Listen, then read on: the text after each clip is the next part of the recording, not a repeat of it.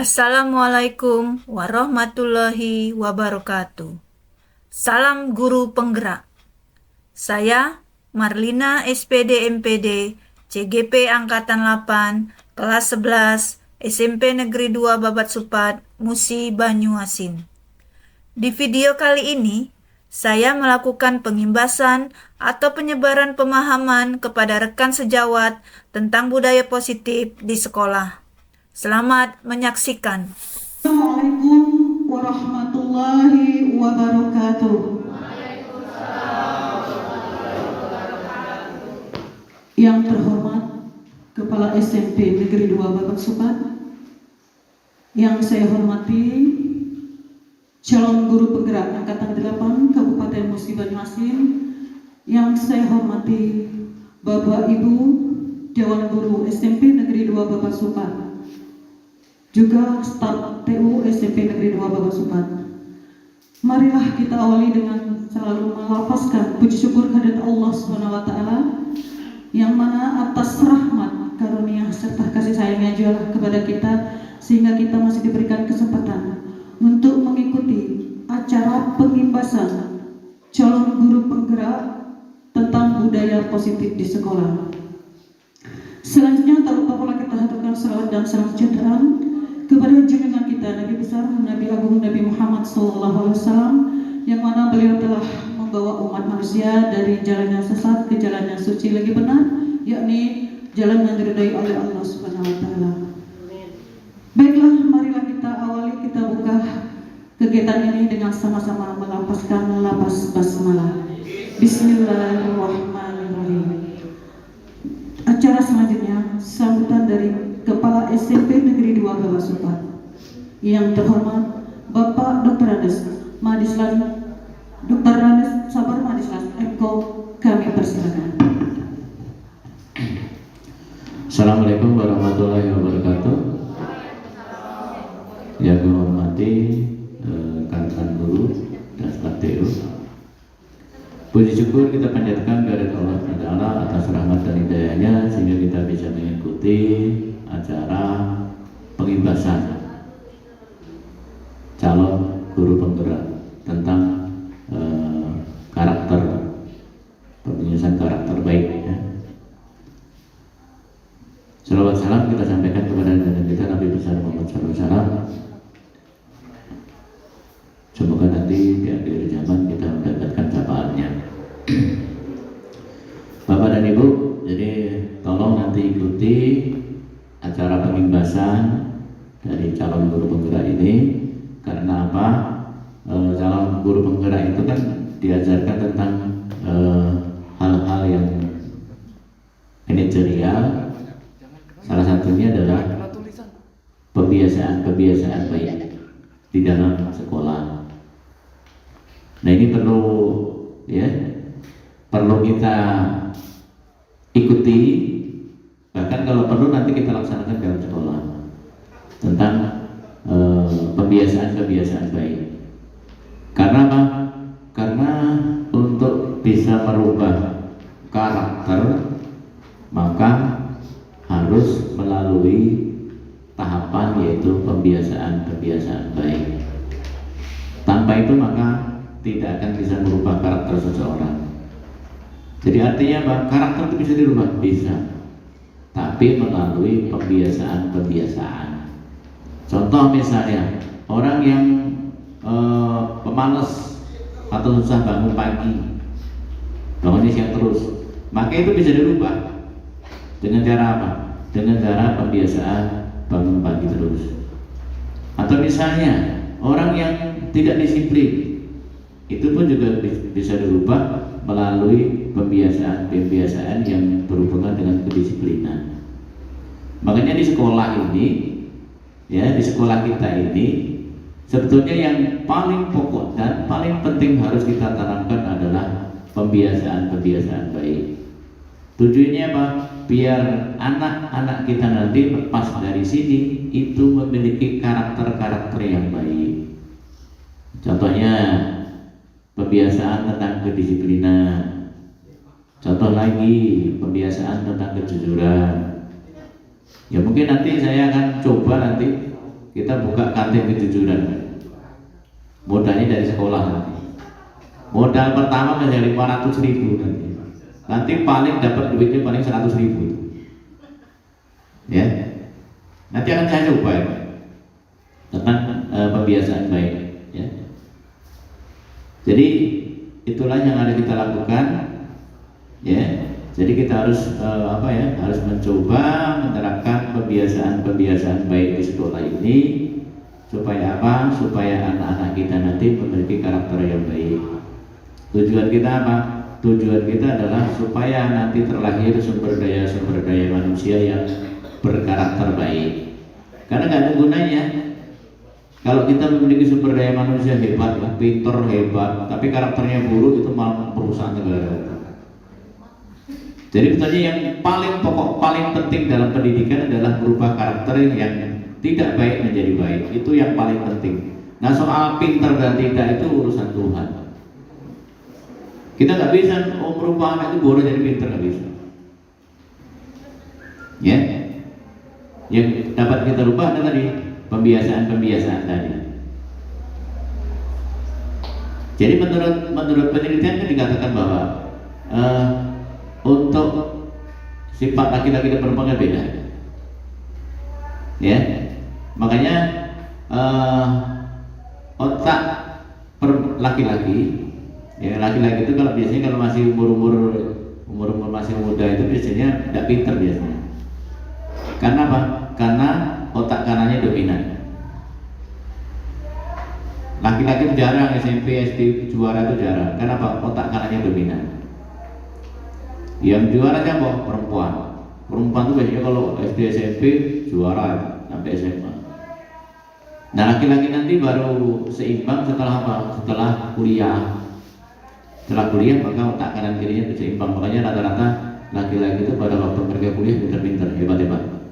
Tapi waktu SMP, SD biasa-biasa aja.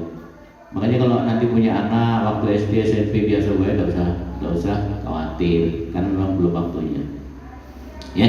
Jadi tolong nanti diikuti apa itu pembiasaan baik yang akan diberikan oleh calon guru penggerak kita, ya, sehingga nanti kita bisa mengikuti, bahkan bisa melaksanakan pembiasaan baik itu di dalam sekolah kita.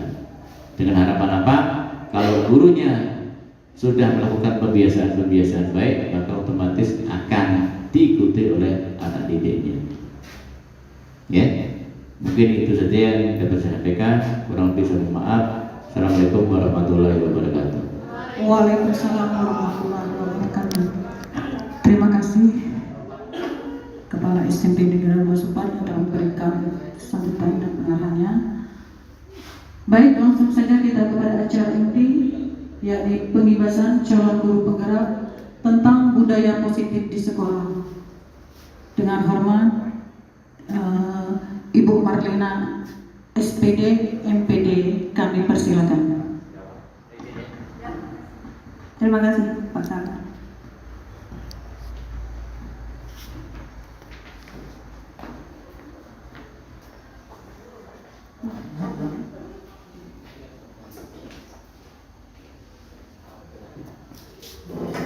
Oke, Assalamualaikum warahmatullahi wabarakatuh.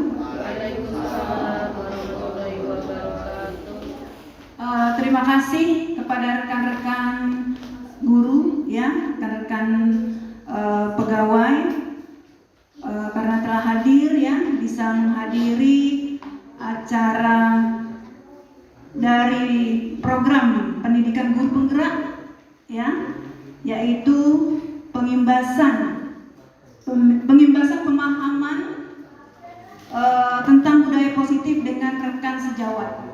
Dan ini harus kami lakukan untuk tugas aksi nyata. Pertama-tama kita ucapkan puji dan syukur kehadirat Allah Subhanahu wa Ta'ala, yang mana karena berkat rahmatnya kita diberikan kesehatan, kesempatan untuk bisa menghadiri di acara ini. Kemudian tak lupa juga salam dan salawat kita haturkan ke junjungan kita Nabi besar Muhammad SAW sampai pengikut akhir zaman. Hari ini saya ini cuman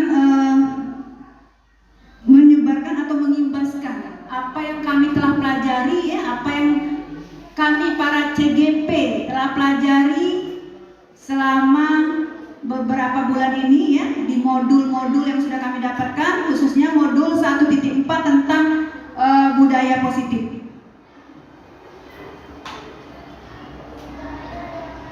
Ya, ini nama saya, ya sudah tahu ya. Kemudian, nah, sebelum ke latar belakang, budaya positif, budaya itu kira-kira apa ya? Kata budaya itu kira-kira apa? Sering terdengar. Kalau positif tentu hal-hal yang baik, ya. Budaya itu timbul karena adanya apa? Ya, oke, good Bu Armila. Ada kebiasaan. Jadi kebiasaan-kebiasaan yang baik, yang positif itu akan sering dilakukan, akan menumbuhkan suatu budaya positif di sekolah kita. Kita sebenarnya sudah melakukan sekolah kita dari segi pembiasaan yang kita laksanakan setiap hari dari hari Senin misalnya pembinaan karakter apa? Upacara. Oke, kalau dari pembinaan karakter upacara itu, apakah yang kita tanamkan, karakter yang kita tanamkan, yang kita harapkan bisa tumbuh di dalam siswa kita itu kira-kira apa ya? Dari upacara itu kira-kira apa yang kita inginkan, yang bisa kita dapatkan, kita terapkan ke siswa itu? Kira-kira nilai apa? Disiplin. Apa Pak Siswadi? Ya, oke, itu nilai disiplin. Jadi kalau nilai disiplin itu kita lakukan terus-menerus setiap hari, ya, akan membentuk suatu budaya disiplin, budaya positif di sekolah kita. Kemudian hari Selasa pembinaan karakter kita apa? Selasa? Juz Amma, ya, pembacaan Juz Amma. Kira-kira, tolong rekan-rekan, kira-kira apa nilai yang akan kita tanamkan kepada anak dalam pembacaan Juz Amma setiap hari Selasa itu? Kira-kira apa? Pembiasaan yang baik tentu saja itu tentang karakter yang kita harapkan tumbuh di anak tuh tentang apa kira-kira kalau pembacaan Juz Amma? Beriman. Ya, beriman, bertakwa, ya. Sesuai dengan profil pelajar Pancasila, ya. Oke. Ya, bagus. Kemudian hari Rabu kita pembinaan karakter Adiwiyata. Berarti sekolah kita ini sudah lengkap. Adiwiyata itu kita menginginkan karakter yang timbul pada anak adalah karakter apa? Nilai apa? Kalau Adiwiyata setiap hari Rabu. Cinta lingkungan, kebersihan. Itu nilai yang kita tanamkan. Dan insya Allah akan diikuti oleh siswa secara terus-menerus dan akan menimbulkan suatu budaya yang baik, yang bagus, yang positif. Kemudian hari Kamis kita mengadakan senam kesegaran jasmani. Kira-kira nilai atau karakter apa yang kita tanamkan pada hari Kamis itu kepada anak? Kesehatan. Oke, kita harus sehat secara jiwa dan raga. Oke.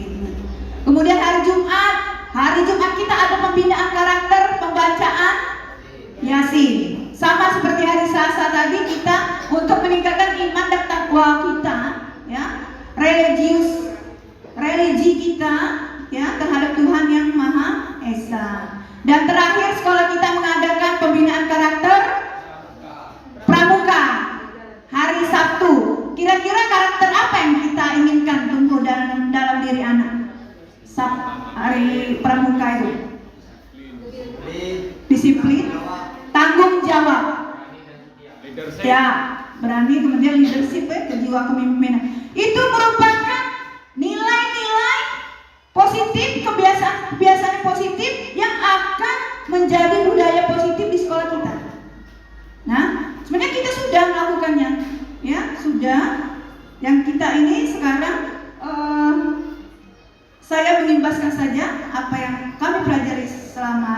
modul 1.4 ini. Nah, latar belakangnya. Pendidikan adalah sebuah tuntunan dalam hidup dan tumbuh kembang anak. Setiap anak memiliki kekuatan dirinya sendiri, memiliki pengalaman karakteristik yang berbeda-beda. Pendidikan haruslah membimbing dan menguatkan apa yang ada di dalam diri setiap anak.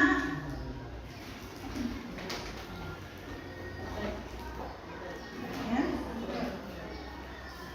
Agar dapat memperbaiki tingkah lakunya, cara hidupnya, dan pertumbuhannya. Dalam proses menuntun, anak diberi kesempatan seluas-luasnya untuk mengembangkan potensi bakat dan minatnya sebagai individu yang unik. Kita sebagai guru ya Bapak Ibu, kita kan setiap hari bertemu dengan siswa. Apakah siswa itu mempunyai karakteristik yang sama atau berbeda? Berbeda.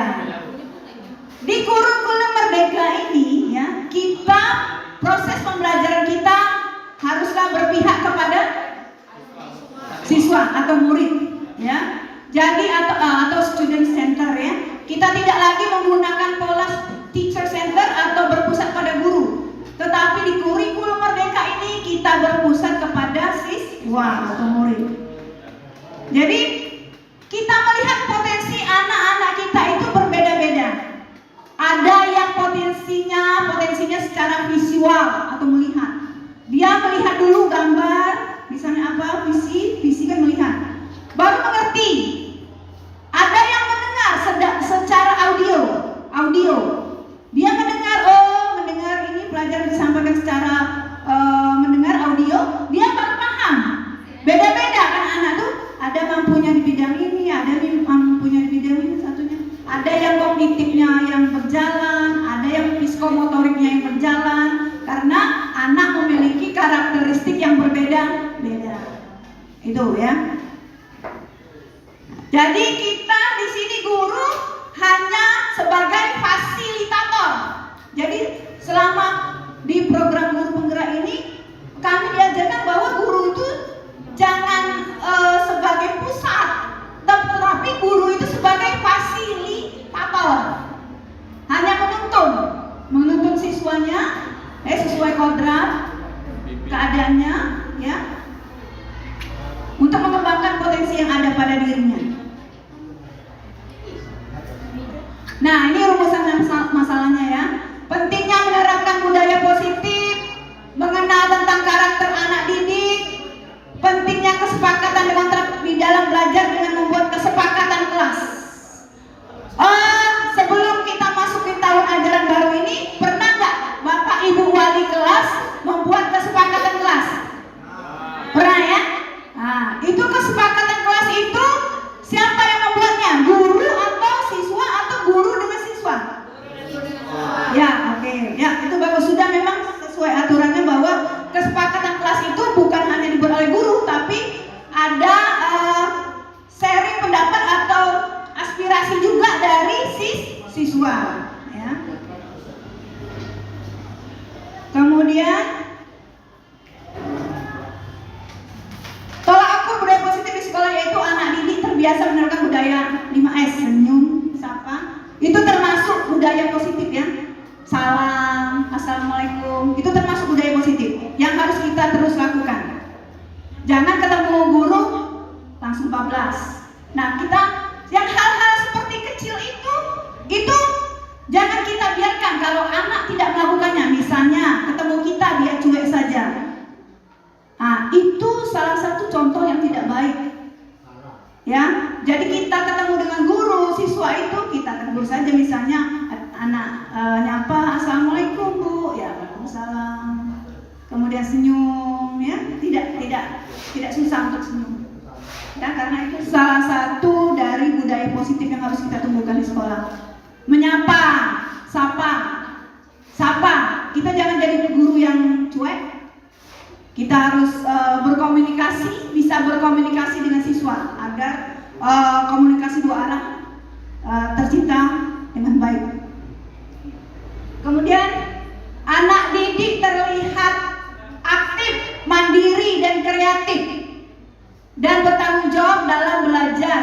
Nah, ini nilai yang harus kita tanamkan di jiwa siswa kita. Anak didik toleran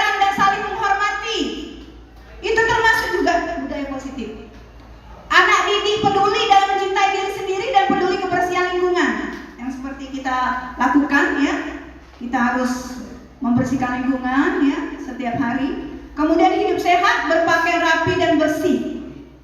Nah, itu adalah tolak ukur dari budaya positif.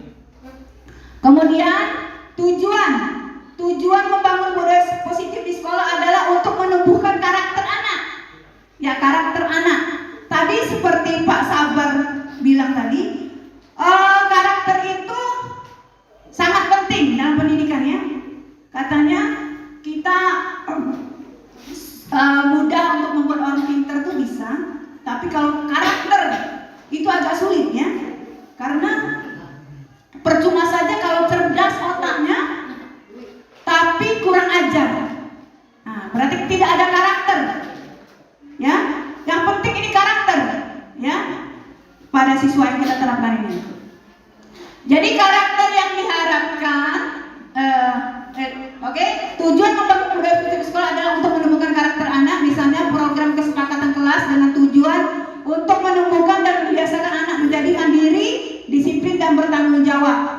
Karakter yang diharapkan siswa menjadi manusia yang mempunyai karakter yang kuat, misalnya disiplin, saling menghormati, toleransi, dan mempunyai rasa tanggung jawab untuk mencapai keselamatan dan kebahagiaan yang setinggi-tingginya, baik sebagai manusia maupun sebagai anggota masyarakat. Ya, oke. Manfaat, ya manfaatnya tentu ada banyak. Terciptanya pendidik atau kita guru yang merdeka, ya. Kita tidak terbelenggu dalam satu sistem, ya. Kita bebas untuk menciptakan model-model pembelajaran agar anak tidak bosan dalam belajar. Itu kan kita merdeka, ya. Kemudian terciptanya anak didik yang merdeka, anak didik yang jangan dipaksa untuk belajar, dipaksa secara paksa, tetapi kita menuntun, ya, agar anak tumbuh dan berkembang sesuai kodratnya masing-masing. Kemudian meningkatnya pengetahuan pendidik. Pendidik lebih mudah dalam menilai, adanya ide-ide dan persepsi yang beragam, kemudian terciptanya rasa aman, nyaman, dan menyenangkan di dalam belajar. Apakah penting perasaan nyaman, aman di kelas saat kita belajar, Bapak Ibu? Penting ya Bu ya? Nah, sangat penting. Nah, yang akan kita lihat sekarang adalah langkah-langkah dan strategi dalam mewujudkan budaya positif di sekolah secara efektif dan mengembangkan karakter anak. Jadi ada posisi kontrol guru ya. Ini posisi kontrol guru menurut William Glasser atau Glasser ya. Jadi kita menerapkan disiplin ini ya. Kita sebagai guru ya. Sebagai guru ingin menerapkan disiplin kepada siswa. Nah, dalam menerapkan disiplin ini, kita ini posisi kita guru ini, pendidik ini ada 5 posisi kontrolnya, yaitu penghukum, sebagai penghukum dalam menerapkan kedisiplinan misalnya.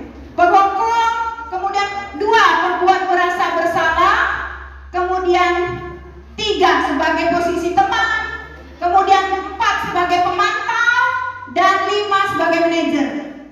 Oke, untuk jelasnya saya mempunyai video maksudnya apa 5 posisi kontrol ini. Mari kita saksikan teman-teman video yang akan saya tayangkan. Video ya tentang 5 posisi kontrol kita sebagai guru. Posisi di mana kita nih sebenarnya yang telah kita lakukan. Nah, akankah ada perubahan setelah melihat video ini? Kita lihat bersama-sama ya teman-teman sekalian.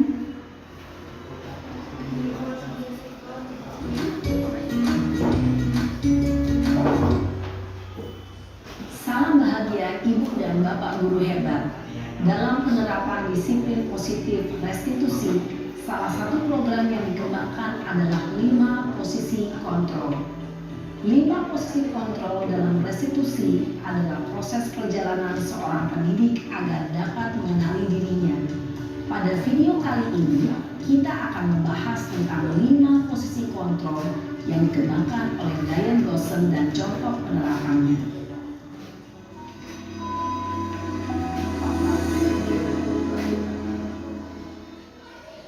5 posisi kontrol itu itu adalah 1. Posisi penghukum, 2. Posisi pembuat merasa bersalah, 3. Posisi teman, 4. Posisi pemantau atau monitor, dan 5. Posisi manajer.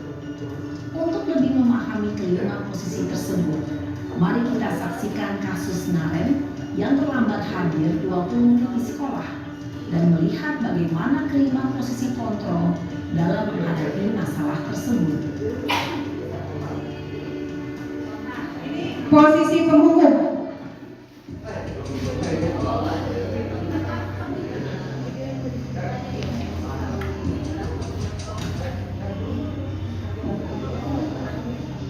Naren, sini kamu. Selalu terlambat.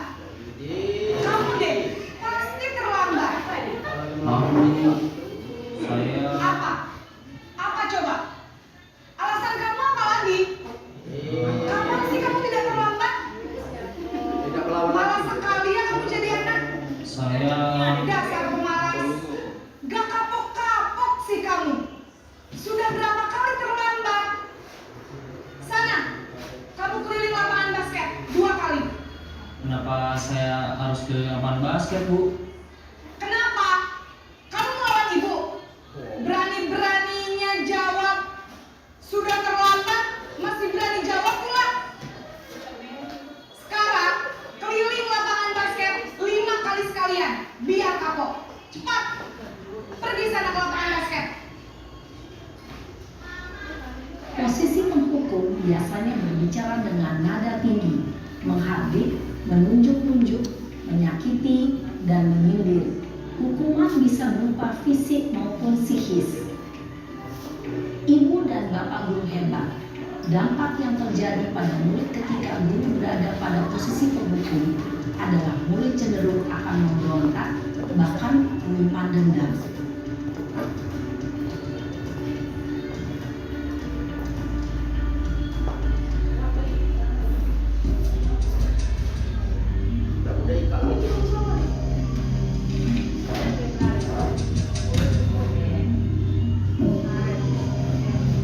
Naren! Posisi sebagai pembuat rasa bersalah. Naren, kamu kenapa terlambat lagi, nak? Ya Tuhan, Naren, kamu senang ya bikin ibu susah ya? Kalau kamu terlambat lagi, nanti ibu yang ditegur bapak kepala sekolah, nak. Disangka ibu tidak bisa membina kamu. Duh, gimana ini? Maaf, Bu.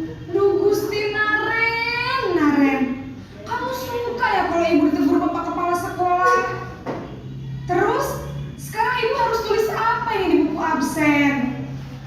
Ini kamu sudah sering terlambat loh. Ibu harus apa coba? Maaf, Bu. Maaf sekali. Ya sudah, lain kali jangan bikin ibu susah lagi ya nak ya. Ibu tidak akan kuat lagi kalau kamu begini terus. Bisa jantungan kalau ibu tegur bapak kepala sekolah. Sana cepat kelas. Maaf ya, Bu. Maaf sekali. Nah, Posisi pembuat rasa bersalah berbicara dengan nada tenang, cenderung lembut.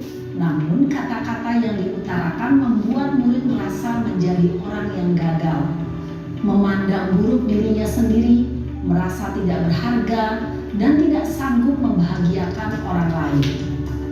Ketika guru mengambil posisi pembuat rasa bersalah, murid akan menganggap dirinya yang bersalah dan ia akan menyimpan emosi negatif tersebut di dalam dirinya. posisi ketiga, posisi teman. Jadi guru menganggap teman dengan siswanya. Naren!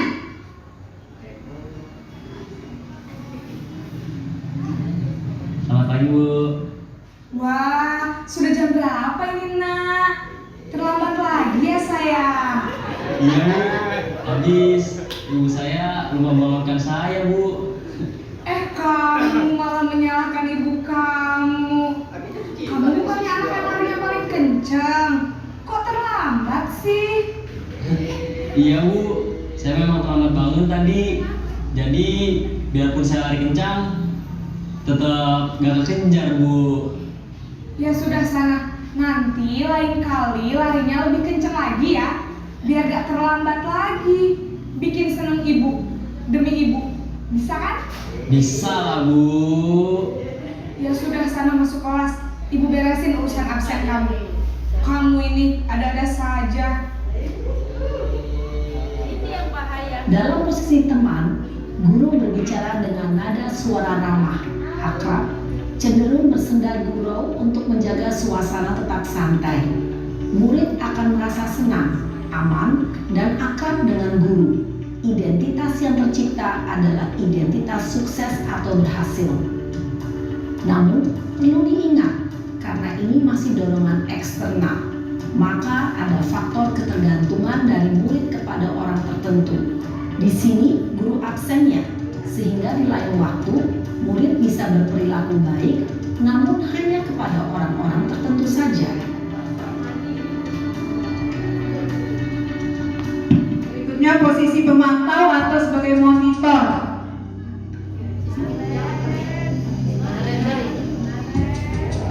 Naren.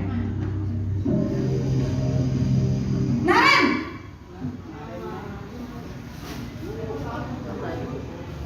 Selamat pagi Bu. Naren, apa peraturan sekolah kita tentang jam berapa kita harus masuk sekolah, nak? Kita harus di sekolah jam 7 Bu. Iya betul, sekarang sudah jam 7.20. Naren sudah tahu konsekuensinya jika terlambat hadir. Paham Bu. Saya harus tinggal kelas pas jam istirahat selama 20 menit. Iya benar, konsekuensinya demikian. Jadi nanti jam 9.30 pas istirahat, kamu harus tinggal di kelas, kerjakan tugas tambahan untuk ketertinggalan kamu, ya? Baik Bu. Posisi pemantau mengandalkan penghitungan atau data untuk mengontrol murid. Guru mengarahkan murid berdasarkan peraturan dan konsekuensi. Seorang pemantau menunjukkan bahasa tubuh dan ekspresi wajah yang datar dan cenderung formal.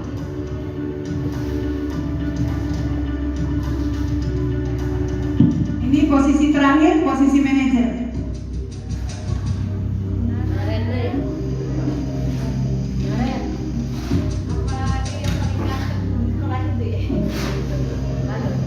Naren!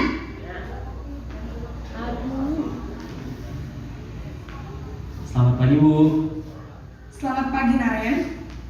Maaf Bu, saya terlambat. Iya, sekolah masuknya jam 7, sekarang sudah jam 7.20. Jadi sekarang bagaimana ini Naren? Maaf Bu, saya lupa setel alarm saya semalam. Baiklah, menurut kamu, keyakinan sekolah yang mana yang perlu kamu tingkatkan? Menghargai diri sendiri dan orang lain mungkin ya Bu. Setuju. Jadi, apakah Naren meyakini prinsip saling menghormati tersebut? Iya Bu, saya meyakininya. Apakah Naren bersedia memperbaiki masalah keterlambatan ini? Bersedia Bu. Bagaimana kamu akan perbaiki masalah keterlambatan ini? Saya akan coba untuk tidak lupa menyetel alarm saya Bu. Baik, kalau Naren lupa menyetel alarm di rumah, ada orang yang kira-kira bisa bantu mengingatkan tidak? Ada Bu, kakak saya, Kak Emma. Ada lagi selain Kak Emma? Selain Kak Emma, ada ibu saya. Baik, jadi yang mengingatkan Naren adalah Kak Emma dan ibu kamu ya? Kira-kira akan mulai setel alarm kapan nih Naren? Setelah pulang sekolah, akan segera saya lakukan.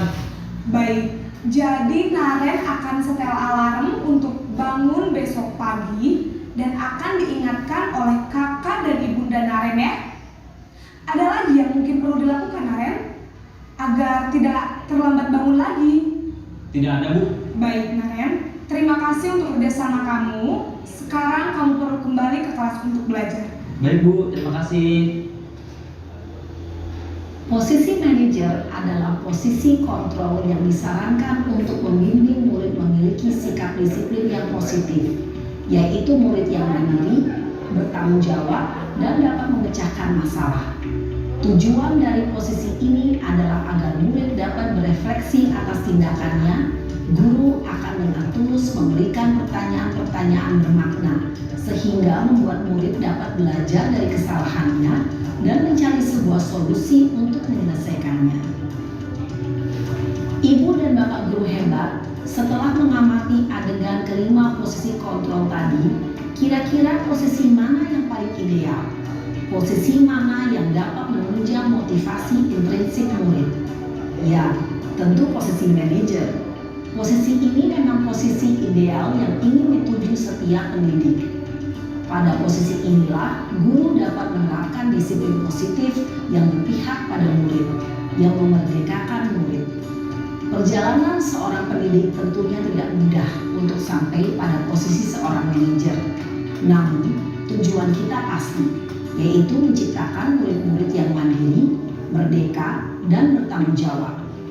Semoga penggambaran 5 posisi kontrol yang telah diperlihatkan ini dapat menjadi ajang refleksi bagi kita semua, agar dapat terus mengasah dan menerapkan disiplin positif yang memerdekakan murid.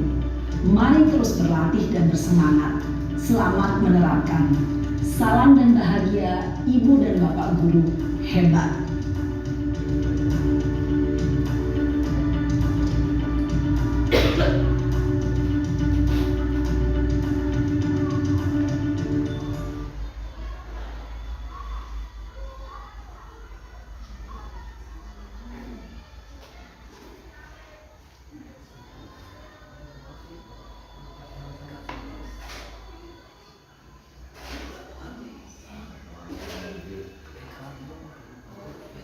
Ya, itu Bapak Ibu guru sekalian, 5 posisi ya kita sebagai guru, sebagai pendidik dalam menerapkan nilai-nilai disiplin kepada anak ya, yang tujuannya tentu akan menciptakan budaya positif.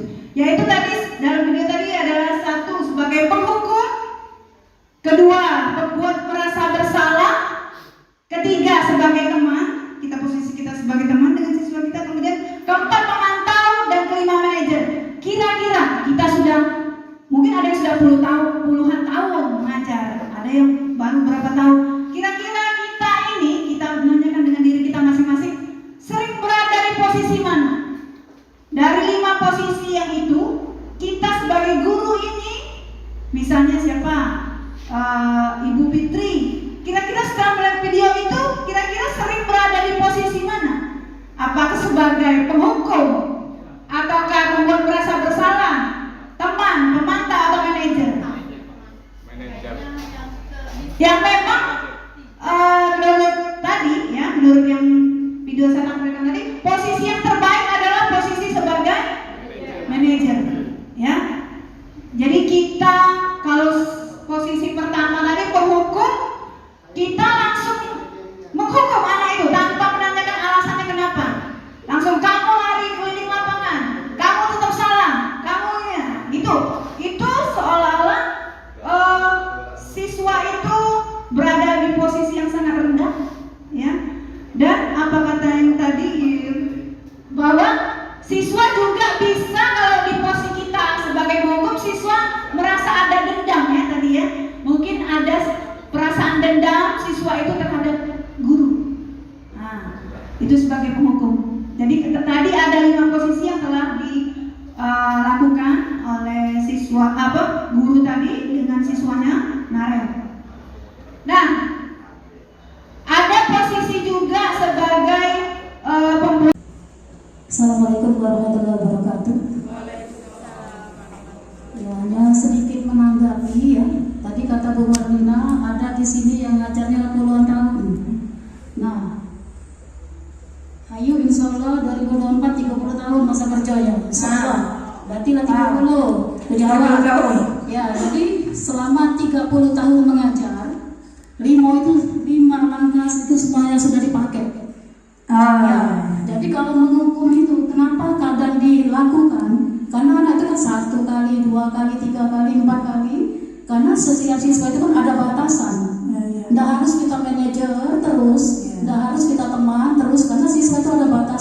sifat-sifat tersendiri yang siswa tersebut harus ada dikasih gebrakan. Dengan syarat menghukumnya itu jangan sampai menjadi dendam. Apabila setelah dihukum, anak itu dipanggil kembali, kita ajak dialog bahwa ibu itu sebenarnya sayang sama kamu. Kalau ibu melakukan kamu begitu di depan teman kamu, nanti apa dampaknya dengan teman-teman kamu yang lain begitu.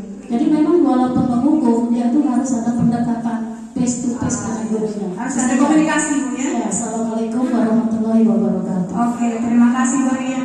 Ya, benar sekali kata Bang Salmi tadi. Karena bukan hanya posisi manajer yang 1 sampai 4 yang kita tinggalkan, tidak ya, tetap kita. Jadi dalam menerapkan kedisiplinan kita bisa juga sebagai teman ya, kadang-kadang siswa sebagai kadang juga sebagai penghukum. Nah, maksudnya gitu ya, tidak sebagai manajer selalu gitu ya. Oke. Ada lagi yang lain? Oh ya, oke, Pak Suyadi. Nah. Tolong Pak. Baik. Tadi dikatakan bahwa posisi yang manajer adalah yang terbaik gitu ya. Iya. Mengapa? Kalau menurut saya, mengapa?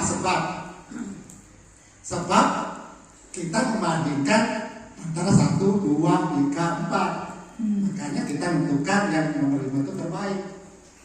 Seandainya tidak ada yang 1, 2, 3, 4, tentu kita tidak bisa ngomongin yang terbaik karena tidak ada pembanding.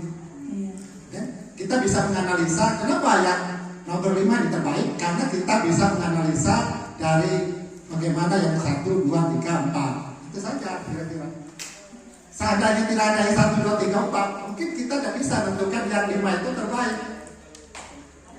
Sehingga kita itu bisa memiliki daya analisa terhadap apa yang terjadi di nomor 1, nomor 2, nomor 3, nomor 4, nomor 5. Sehingga kita bisa membandingkan, oh ini yang terbaik. Itulah itu alasannya. Sebab kita menganalisa yang 1, 2, 3, 4. Pada masing-masing kita mempunyai persepsi yang berbeda di dalam menganalisa nomor 1, 2, 3, 4. Itulah karena nomor 5 itu terbaik. Iya. Apa karena kelemahannya, Pak? Ada kelemahan yang 1, 2 sampai 4 itu ada kelemahan. Yang nomor 5 itu tentu ada kelemahan dan ada tentu kelebihan masing-masing. Tetapi kalau kita banding-bandingkan, tentu yang terbaik itu nomor 5. Kira-kira saja. Oh ya, oke, terima kasih Pak Suyadi. Oh ya, ada lagi dari rekan sejawat? Oke, Pak Damsi. Baik Kak. Sebetulnya apa yang ingin saya sampaikan ini sama dengan yang lain-lainnya. Di situ ada 5 posisi kontrol kita sebagai guru, dari 1 penghukum segala macam sampai manajer. Memang teoritisnya tadi sudah disampaikan bahwa posisi kita sebagai manajer itu yang terbaik. Ya. Tapi ini teori, ya teori. Di lapangan saya yakin tidak bisa diterapkan seperti itu. Ini semuanya kondisional, ya. Jadi tidak bisa kata Bu Radia tadi. Posisi 1 sebagai penghukum tidak bisa dilepas, ya. Saya tahu betul, misalnya kita contoh saja Bu Eti kan, dengan pangkat sekalian cara digunakan masih tidak mempan. Bodoh-bodoh kan sebagai manajer uang hukum dari tak dia ada mempan, ya kan? Ya cak berarti itu dibujuk, dikirim, digambar masih tidak mempan. Ya, mungkin mereka ngomongnya buruknya manajer yang diakui, ya, tapi untuk kondisi tertentu. Sekolahnya bagus, ideal, gurunya ideal, siswanya ideal, inputnya juga sudah melalui proses seleksi. Nah kita terlibat kapan dari siswa? Apakah mau bisa seperti itu? Ya kesulitan. Jadi kalau bukan kita tidak menindakkan, iya manajer yang terbaik untuk kondisi tertentu, untuk kita tidak. Jadi walaupun seperti itu, 5-5-nya tetap harus kita gunakan. Untuk A perlakuannya ini, untuk B perlakuannya ini. Walaupun kita tahu yang manajer, kalau saya pribadi yang sulit sekali.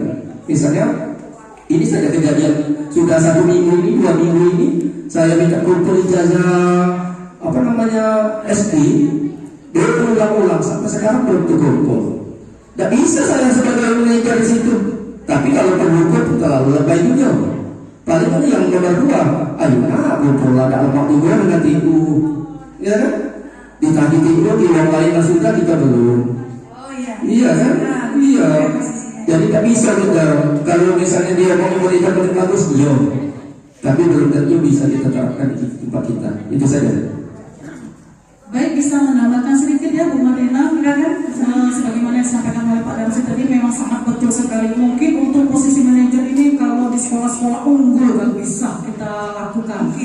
Jujur saya waktu sudah saya mengikuti pendidikan guru penggerak, saya belum bisa melakukan itu. Saya hanya baru sampai pada pembuat merasa bersalah karena pernah saya praktekkan ketika kelas 7 tahun lalu itu adik ya yang kelas 7 kemarin itu kan saya dapat laporkan mematakan sapu. Oh iya.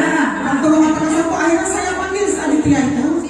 Saya tanya, saya membuat apa benar adiknya mematakan sapu? Iya Bu, kenapa? Tadi saya terdorong kawan lainnya kena sapu jadi patah. Jadi kira-kira benar tak? Adiknya salah atau tidak? Salah Bu adikku. Nah, jadi kalau salah gimana? Adik ganti Bu sapu. Nah sudah selesai masalahnya, mereka tidak merasa dimarahi, tapi akhirnya mereka merasa bersalah, mereka mencari jalan keluarnya. Nah baru sampai situ yang saya bisa lakukan. Untuk posisi manajer ini benar apa kata Pak Nasi, mungkin untuk siswa-siswa tertentu yang memang ya seperti di sekolah unggul, walaupun sini juga ada juga mungkin siswa 1 orang yang bisa kita bentuk, tapi untuk siswa-siswa tertentu masih tetap kita akan lakukan 1, 2, 3, 4 itu masih tetap kita terapkan.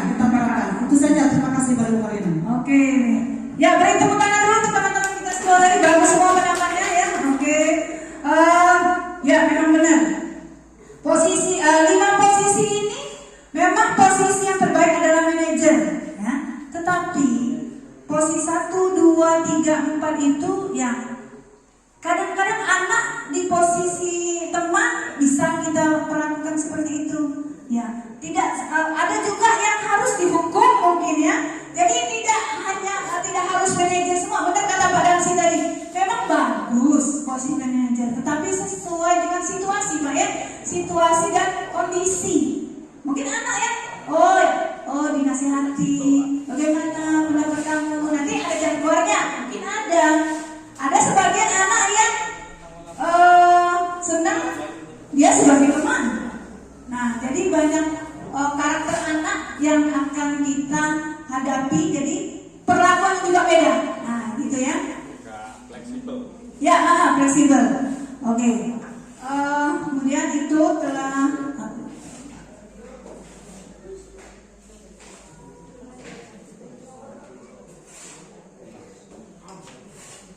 Nah, tadi ya, jadi ini sudah dari video tadi ini penjelasannya ya. Jadi seorang penghukum bisa menggunakan hukum fisik maupun verbal. Nah, jadi kata-katanya patuhi aturan saya atau awas. Nah, itu ngancam, oke? Patuhi aturan saya atau awas. Kamu selalu salah. Nah, itu penghukum ya, kata-katanya keluar begitu. Kemudian pembuat merasa bersalah tadi ya biasa kalimat begini. Berapa kali Bapak harus memberitahu kamu ya? Gimana coba kalau orang tua kamu tahu kalau kamu berbuat begini? Nah, nanti Bapak misalnya atau Ibu ditegur kepala sekolah, nanti Ibu dipanggil loh. Nah, jadi anak sebab merasa sangat bersalah itu posisi kita sebagai membuat rasa bersalah. Kemudian teman, nada suaranya ramah, akrab dan bercanda.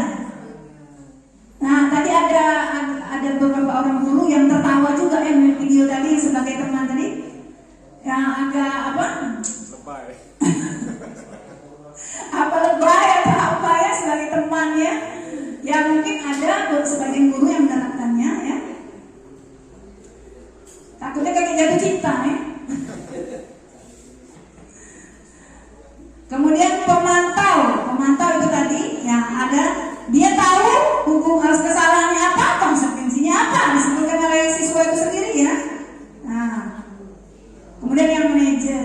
Nah, seorang manajer bukan memisahkan murid dari kelompoknya, tetapi mengembalikan murid tersebut ke kelompoknya dengan lebih baik dan kuat. Kepala sekolah, nanti Ibu dipanggil loh. Nah, jadi anak sebab merasa sangat bersalah itu posisi kita sebagai membuat rasa bersalah.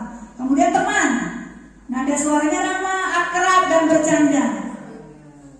Nah, tadi ada beberapa orang guru yang tertawa juga yang video tadi sebagai teman tadi, yang agak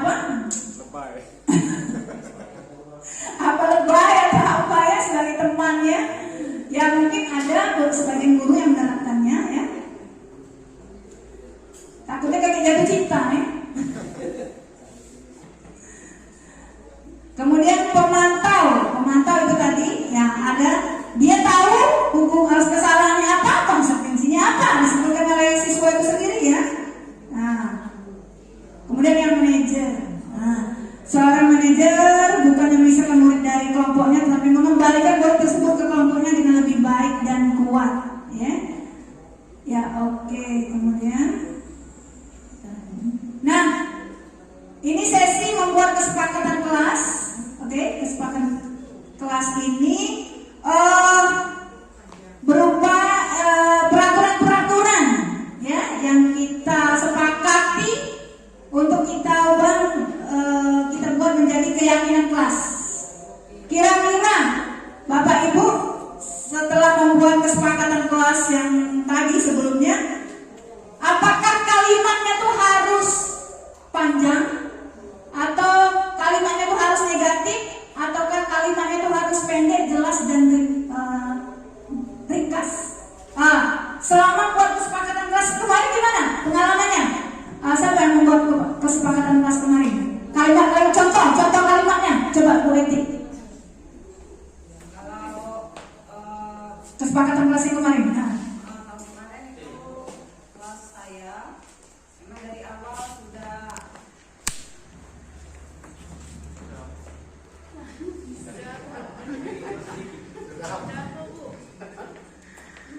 ya baiklah, jadi untuk kelas kebetulan tahun kemarin itu kelas 9.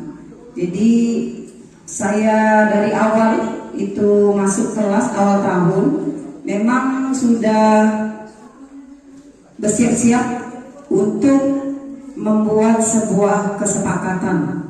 Jadi kesepakatan ini memang benar-benar dibuat oleh siswa antara mereka dan kita menyetujui atau mungkin memberikan masukan di situ. Jadi contohnya misalnya ini berbeda dengan tata tertib atau peraturan sekolah ya. Misalnya siswa siswa yang piket datang lebih awal atau 1/4 jam atau setengah jam lebih cepat dari siswa yang tidak piket. Jadi bahasanya kita usahakan sesingkat mungkin tetapi jelas. Siswa datang setengah jam, siswa piket datang setengah jam lebih cepat dari siswa yang lain. Misalnya yang lain lagi, siswa yang datang terlambat segera diperbolehkan masuk kelas setelah melapor kepada guru piket. Itu kalau kesepakatan di kelas saya kebetulan waktu itu. Berapa jumlah? Nah, Berapa jumlahnya? kalau pendapat dari siswa itu banyak, bisa belasan, tapi kita seleksi yang kira-kira paling penting. Walaupun nanti di penerapannya itu masih itulah melanggar, tapi setidaknya kita minimalisir. Jadi kita ada rambu-rambu untuk memberikan mengingatkan kembali ke siswa. Jadi bahasanya singkat, padat, tetapi jelas. Kita usahakan singkat ya. Itu saja.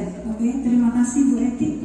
Nah, berarti kesepakatan yang telah kita buat itu kalimatnya singkat, padat, tapi jelas, ya. Misalnya jagalah kebersihan, menjaga kebersihan kelas, ya. Membuang sampah pada tempatnya. Nah, itu kan singkat-singkat. Dan jangan terlalu banyak, misalnya 12, jangan. Paling tidak antara berapa? Berapa kira-kira yang sudah membuat kesepakatan kelas? Kira-kira berapa? 5 sampai berapa? Ada yang 10 enggak? Tidak ada ya. Mungkin sekitar berapa? 6 ya, 6 atau 7 ya. Nah, jadi jangan terlalu banyak karena itu harus diingat oleh siswa. Kalau terlalu banyak, ya jadi lupa, siswanya lupa. Jadi jangan terlalu banyak poin-poinnya, yang penting-penting saja. Nah, itu itu kita bisa wujudkan dalam keyakinan kelas, dari kesepakatan kelas. Oke, kemudian menerapkan budaya disiplin positif melalui segitiga restitusi. Restitusi ini Bapak Ibu adalah proses menciptakan kondisi bagi murid untuk memperbaiki kesalahan mereka, sehingga mereka bisa kembali pada kelompok mereka dengan karakter yang lebih kuat. Restitusi juga merupakan proses kolaboratif atau kerjasama yang mengajarkan murid untuk mencari solusi untuk masalah mereka dan membantu murid berpikir tentang orang seperti apa yang mereka ingin atau tujuan mulia dan bagaimana mereka harus memperlakukan orang lain. Nah, ini segitiga restitusi ya. Jadi menstabilkan identitas. Setiap orang pasti pernah melakukan kesalahan, kemudian kamu bukan satu-satunya pernah melakukan ini. Kemudian validasi kebutuhan, kamu tentunya punya alasan mengapa melakukan itu. Adakah cara yang lebih efektif untuk mendapatkan apa yang kamu butuhkan? Kemudian nilai-nilai apa yang telah kita sepakati? Kemudian kamu ingin menjadi orang yang seperti apa? Itu segitiga restitusi ya. Jadi menstabilkan identitas, validasi, kemudian menanyakan keyakinan.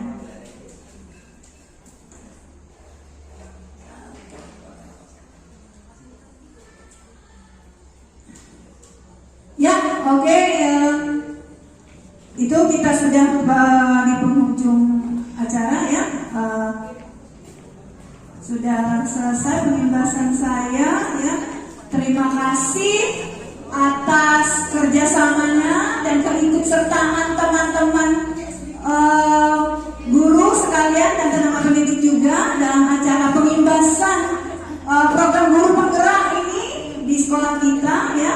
Pada modul 1.4 yaitu budaya positif.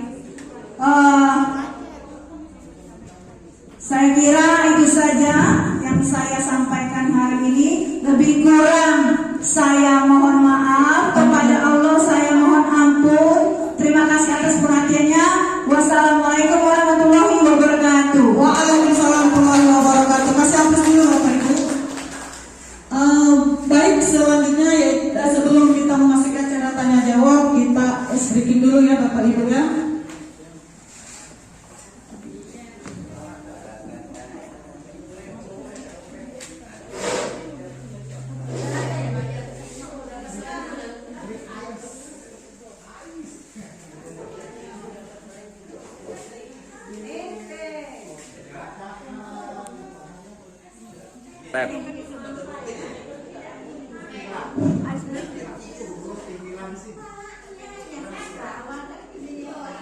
Baik Bapak Ibu, mohon untuk berdiri sebentar ya, kita penyegaran dulu sedikit. Silakan berdiri di lorong-lorong kursinya Bapak Ibu ya. Silakan berdiri supaya kita tetap semangat ya Bapak Ibu. Tetap semangat. Jadi kita ice breathing dulu. Diri sebentar.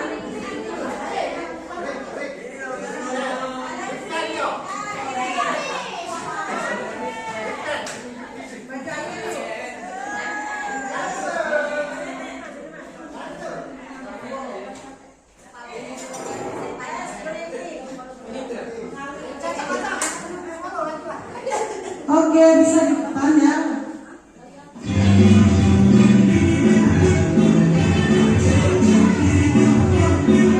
Ya, ayo bergerak semua.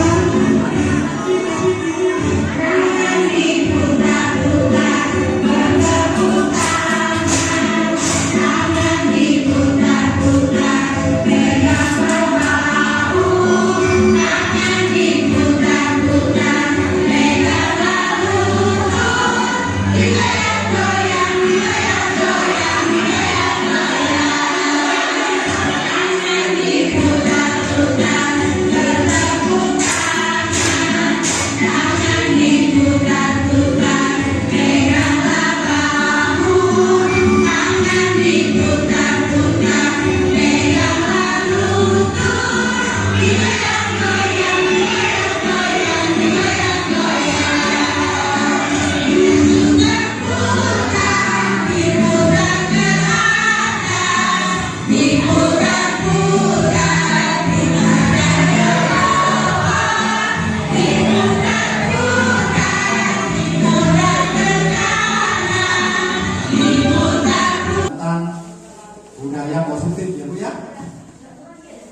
Ya, budaya positif.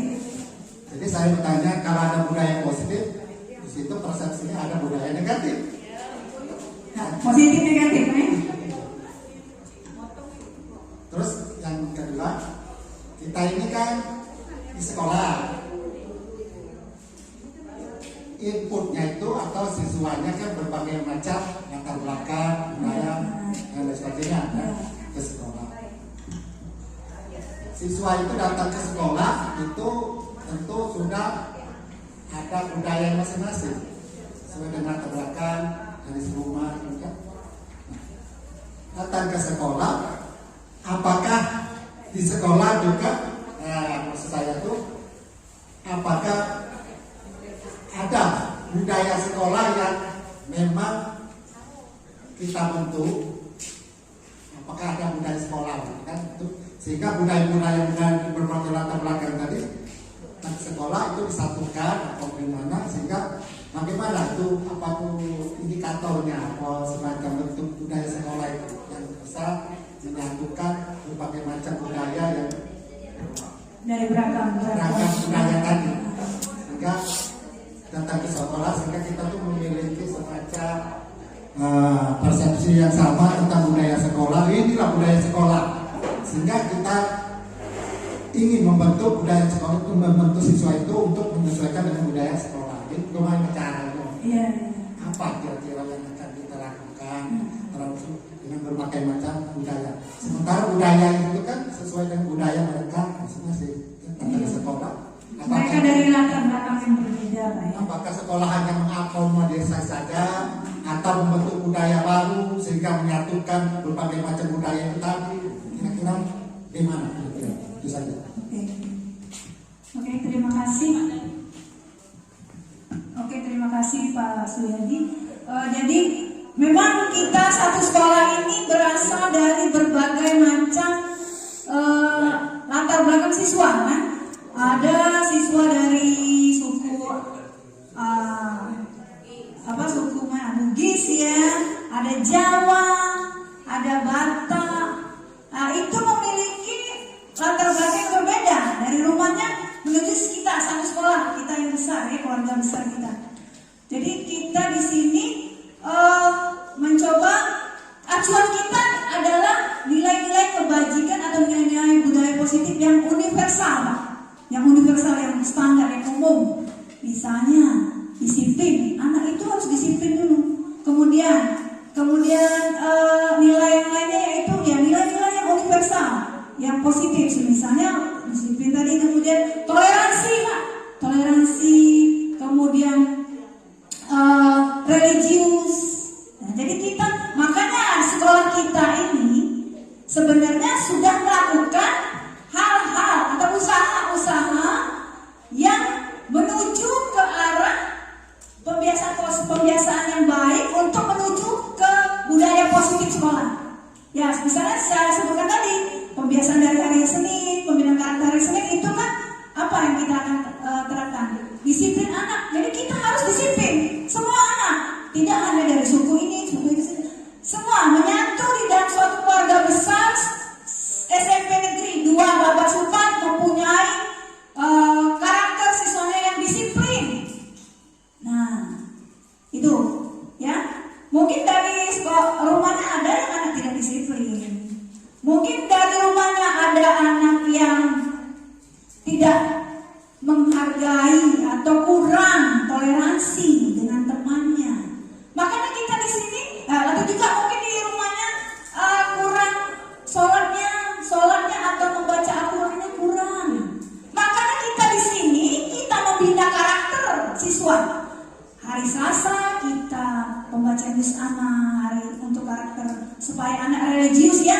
Jumat pembacaan Yasin, kemudian sholat duha, sholat zuhur berjamaah. Itu adalah cara atau usaha-usaha kita agar membentuk karakter siswa kita menjadi karakter yang baik sehingga terbentuk budaya positif sekolah kita. Nah, itu Pak. Jadi sudah kita lakukan ya. Itu saja Pak Suyadi. Mungkin ditambahkan oleh rekan kita Bu Sami.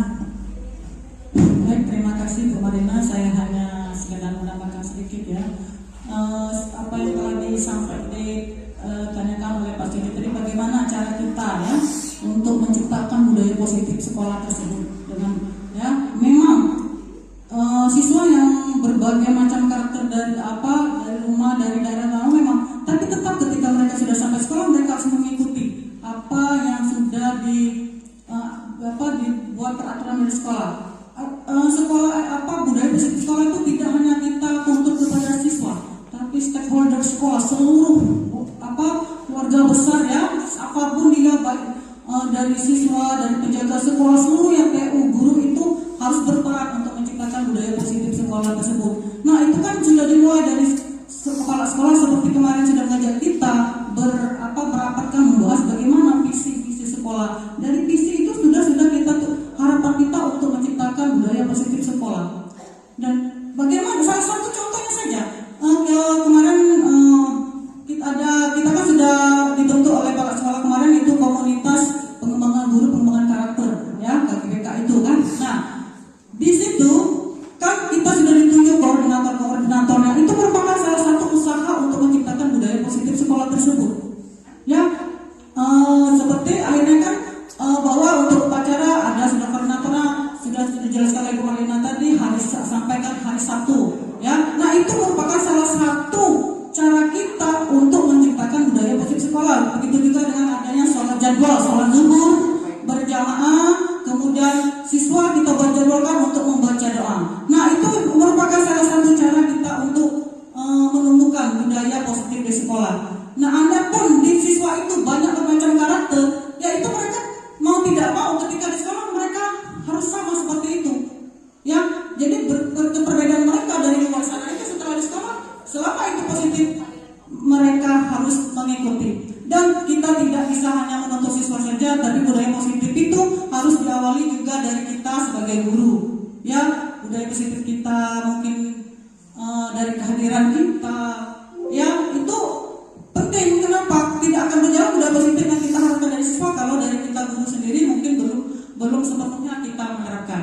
Jadi itu yang Pak Suyadi, salah satunya cara menggerakkan itu yaitu adanya komunitas pengembangan karakter tadi dan berbagai kegiatan pengembangan karakter yang sudah kita terapkan di sekolah ini. Itu saja. Terima kasih Pak Suyadi. Mungkin ada tanggapan yang lainnya untuk memberikan masukan? Kalau tidak ada kita lanjut. Mungkin ada pertanyaan lain. Silakan Pak Dani.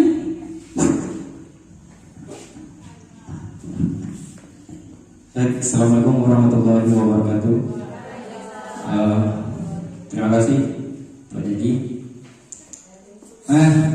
Pertama-tama saya ucapkan terima kasih bahwa hari ini sangat luar biasa pada penyaji dan pada MC.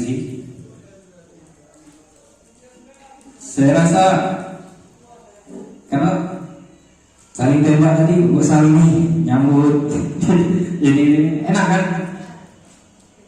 Ada istilah yang baru, MC tadi jadi pewara ya Bu. Ya. Jadi saya bilang untuk jika coba dari awal ya itu jadi pewarnanya. Ini Bu, saya ingin menggali di posisi kontrol Dr. William tadi, bahwa kami kan guru PJOK. Kalau sampel tadi kan satu ya. Kalau kami banyak Bu, bagaimana menghadapi siswa yang banyak? Soalnya seperti kita ketika membariskan siswa ketika upacara, ketika senam, itu paling berulang-ulang dilakukan sama. Pun dalam pembelajaran kami, yang kami sering lihat atau sering temukan itu ketika pendisiplinan mereka soal baju tidak seragam, di lapangan telat, itu di posisi sepatu tak dipakai. Nah kadang kami ini muncul emosi yuk. kontrol emosi kami agak labil ketika itu. Nah, jadi kami meminta saran kepada ibu, bagaimana sih menghadapi jika populasi itu anak banyak, populasinya banyak, sehingga kalau pendekatan satu-satu seperti tadi sulit. Nah, terus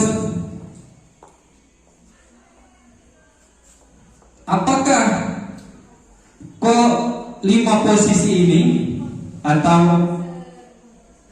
yang paling efektif kan manajer kata ibu tadi ya?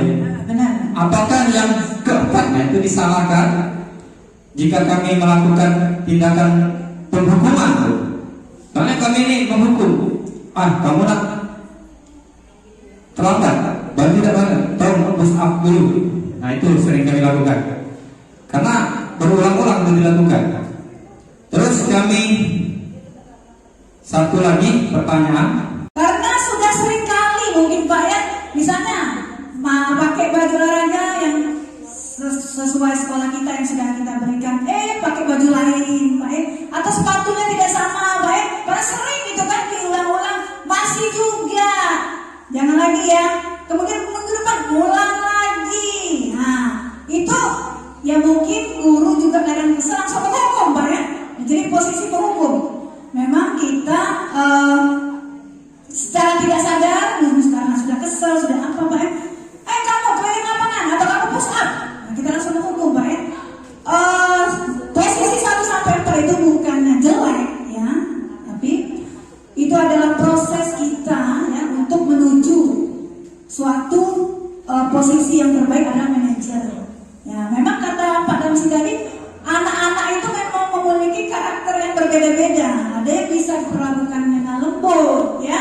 Ada yang keras harus. Nah, tapi kita sebagai guru bisa menyikapinya. Memang untuk menerapkan disiplin itu tidak bisa semudah membalikkan telapak tangan, Pak Dani ya. Kita perlu proses. Proses itu yang harus kita jalani dengan sabar. Proses itu yang harus kita lakukan. Ya, dengan sabar-kesabaran ya, kita setidaknya kita telah melakukan posisi kita yang terbaik sebagai manajer. Itu maka tidak langsung anak itu tidak langsung disiplin Pak.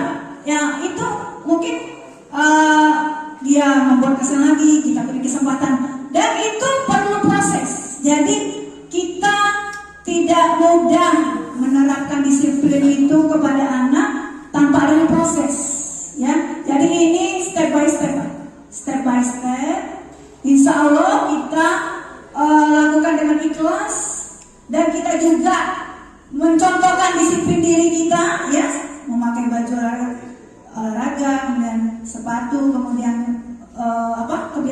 kebiasaan positif kita contohkan, maka anak juga tentunya akan meniru dan mencontoh sikap disiplin kita, dan kita menerapkan disiplin itu tidak langsung berhasil, mungkin perlu proses yang saya bilang tadi, ya.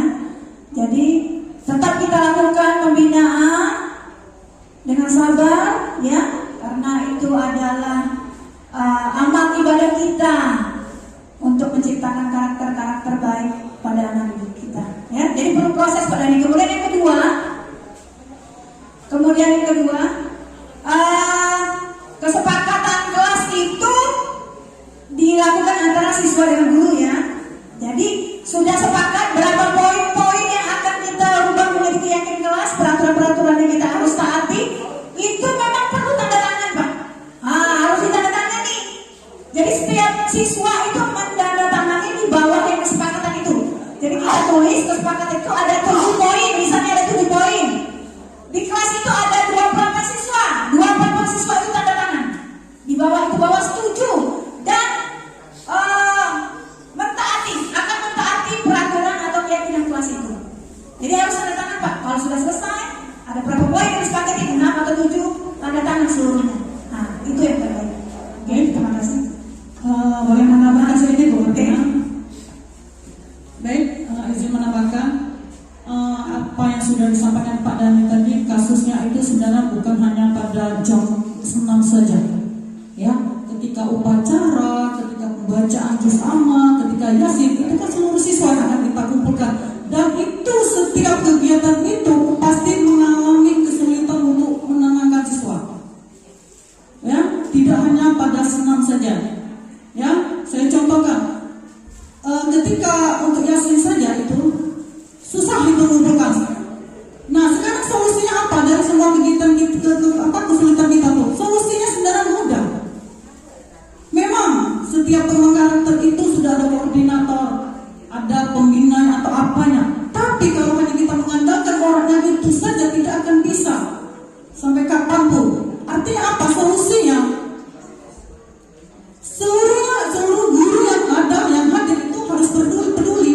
Misalkan kalau hari Jumat saya piket, Ibu Ernila piket. Tidak hanya saya dengan Ibu Ernila yang bergerak untuk mengumpulkan siswa, begitu juga ketika senam. Tidak hanya Pak Dani, tidak hanya Pak Dwi, tapi ketika ada guru yang sudah hadir membantu. Begitu juga ketika menyiapkan upacara. Upacara tidak hanya misalnya Ibu Dewi Marina yang ngomong, tapi kalau tidak ada guru di belakang siswa itu tidak akan rapi-rapi. Nah, artinya apa solusinya? Kita semuanya peduli. Ya, semua yang peduli membantu. Ya, saya juga merasa kesulitan padanya ketika anak bersolawat.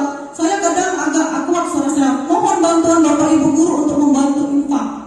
Kadang saya sudah ngomong saya infak itu memang yang sering kita hadapi. Artinya itu tidak akan terjadi kalau seluruh guru yang hadir untuk ikut membantu. Begitu juga dengan senam tadi, kalau guru seluruhnya ikut memantau tidak akan terjadi. Ya, nah mungkin itu saya tidak akan membahas lagi posisi kontrol tadi masalah kelas. Saya hanya menekankan tadi yang ditanyakan bagaimana solusinya kita menghukum. Pembacaan yasin itu saya juga sering menghukum. Hukumannya apa? Saya dudukkan di depan, ada yang panas. Tidak terlepas jadi masih tetap saya lakukan posisi penghukum itu. Tidak bisa, tidak mau yasin saya. Tidak pakai peci juga. Seperti yang olahraga juga mereka tidak pakai baju olahraga. Kadang-kadang mau tak mau kita akan tetap itu jalan penghukumnya. Itu saja. Tanggapan dari Pak Dani cukup. Mungkin saya nambahin ya, Bu Samir, Pak Dani. Berarti kita juga perlu kolaborasi. Ya, kolaborasi antara kita sesama guru, sesama tenaga pendidik ini untuk sama-sama bekerja sama menerapkan karakter siswa, ya, mendisiplinkan siswa. Jadi kita perlu kolaborasi, jangan hanya satu atau dua guru saja. Jadi kita bekerja sama untuk menumbuhkan karakter baik pada anak. Itu saja. Oke, baik, saya rasa cukup pertanyaan jawab ya Bapak Ibu, sudah hampir jam 10. Karena kita mau lanjut apa? Ya silakan Pak. Yang terakhir ini Pak Suyadi ya, silakan.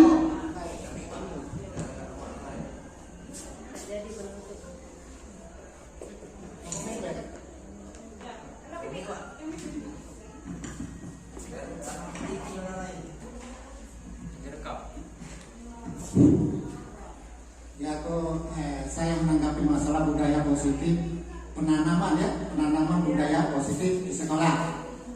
Saya menyampaikan sebuah hadis yang disampaikan Rasulullah SAW. Innama bu'istu liutamima makarimal akhlak. Sesungguhnya aku, kata Rasulullah, diutus oleh Allah untuk memperbaiki akhlak. Itu artinya kalau penanaman itu budaya menanam semacam itu. Nah, kaitan hadis ini itu di Al-Quran surat Al-Qalam ayat 4. Innaka la'ala khuluqin azim. Sungguh pada dirimu terdapat budi pekerti yang baik. Jadikan budi pekerti yang baik. Itu apa yang bisa saya sampaikan? Bahwa penanaman budaya positif di sekolah itu sebenarnya bisa terlaksana itu dimulai dengan keteladanan. Ya, tanpa keteladanan mustahil akan tertanam budaya positif, budaya itulah kira-kira ya. Sehingga kita itu menanamkan itu harus melalui keteladanan contoh. Kalau kita ingin mendisiplinkan anak melalui peraturan apapun atau tertib apapun, itu tidak akan bisa maksimal. tanpa ada keteladanan. Contohnya saja yang kecil, misalkan kita ingin anak itu berpakaian rapi, semacam ya. Nah itu kan kita yang harus memberikan contoh dulu. Kalau anak disuruh tapi kita berpakaiannya kurang begitu rapi, lewat-lewat, anak kan akan melihat, wah, kalau kita ingin anak itu disiplin tepat waktu segala macam, belajarnya, ya kita harus memberikan, artinya menanamkan budaya positif itu adalah melalui keteladanan. Itu yang penting. Kalau hanya melalui peraturan, melalui ocehan, berasa kurang maksimal, bukan tidak tertanam, tapi kurang maksimal. Itu saja. Karena ini sudah diberikan oleh Rasulullah, contoh. Ya, terima kasih Pak Suyadi ya. Kami ini atas pencerahannya, mungkin tidak perlu ditanggapi karena ini penekanan dan pencerahan saja dari Pak Suyadi. Terima kasih sekali. Intinya bahwa sebanyak apapun kita bicara, kalau tidak ada teladan dari kita, tidak akan terlaksana. Terima kasih Pak Suyadi. Baik, kami anggap tidak ada lagi ya. Kita akan tutup sesi tanya jawab. Kita lanjutkan ke acara berikutnya. Baik Bapak Ibu, demikian tadi acara penggibasan calon guru penggerak Angkatan 8 Kabupaten Musi Banyuasin oleh Ibu Marlina SPD MPD. Terima kasih atas segala perhatiannya. Mari kita akhiri dengan sama-sama melapaskan hamdalah. Alhamdulillahirabbil alamin. Akhir kalam, wassalamualaikum warahmatullahi wabarakatuh.